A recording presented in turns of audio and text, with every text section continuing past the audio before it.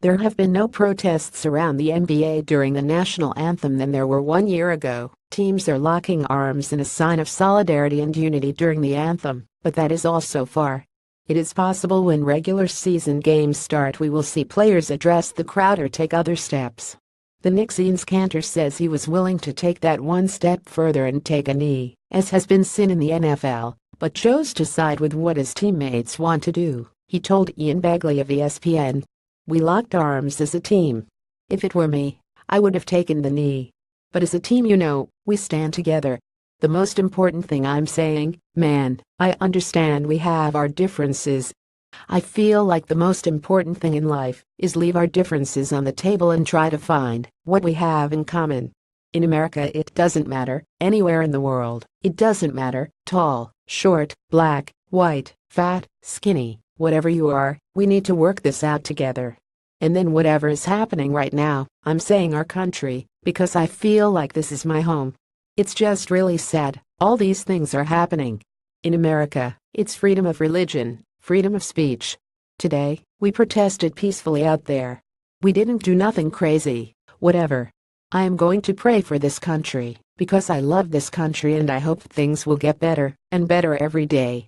Kanter was born and raised in Turkey, but because of his support for the opposition in what has become a dictatorial country, Kanter has had his passport revoked, and his parents have had to renounce him. His father has been arrested multiple times.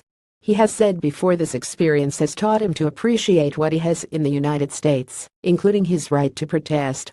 Kanter tweeted this out. This is the statement from the Knicks organization on the protest.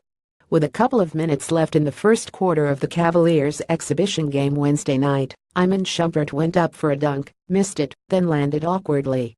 At the next timeout, he limped back to the locker room, and that was the end of his night.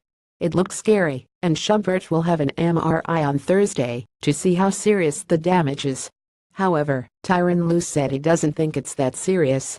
Via Dave McMenamin of ESPN. "We won't know until tomorrow morning, but I think he should be okay," Cavs coach Tyronn Lue said after the game. The Cavaliers have a crowded backcourt with Derrick Rose, J.R. Smith, Dwyane Wade, and eventually Isaiah Thomas. Shumpert has been coming off the bench with Wade through the preseason. However, if this injury turns out to be serious, the Cavaliers could waive Shumpert. They have 16 guaranteed contracts on the roster, they can only carry 15, and will have to pay someone not to play. If this injury will take time to heal, it will be a consideration. Hopefully, for both Shumpert and the Cavaliers, it turns out not to be that serious. Unstoppable. Dwight Howard used to be that, and this play feels like a throwback to MVP candidate Howard from the Orlando era. He pulls down the rebound, dribbles it coast to coast, and then throws it down over the massive frame of Boban Marjanovic. We've all heard too many Dwight Howard is ready for his redemption stories to buy in. Although even where he is now in his career, he may be perfect for Charlotte. And occasionally we get some throwback. Cleveland AP, Cavaliers coach Tyronn Lue said he is friends with people shot during the massacre in Las Vegas. Lue, who has lived in Las Vegas over the past 9 summers, said he knows a lot of people who were affected by the mass killing. A gunman opened fire on a crowd of 20,000 people attending a concert. Stephen Paddock killed 59 and injured over 500 in the deadliest mass shooting in U.S. history. Lue said he knows people who work at the Mandalay Bay Hotel and called the tragedy a tough thing to go through. Lue discussed his ties to those injured on Wednesday night before the Cavs hosted the Atlanta Hawks in their exhibition opener. "I feel sorry for all the loved ones of each one that lost someone or been badly hurt," Lue said.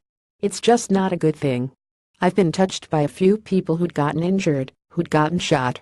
Just a tough position to be in." Adrian Payne had played 102 games across 4 NBA seasons, mostly based on the potential of what he could be, a pick-and-pop big that would fit the modern game. The problem is his shot has not fallen while in the NBA. Still, Orlando thought enough of that potential to give Payne a 2-way contract this year. Now Payne faces another setback, a broken hand. Hopefully, he will be able to get back on track this season.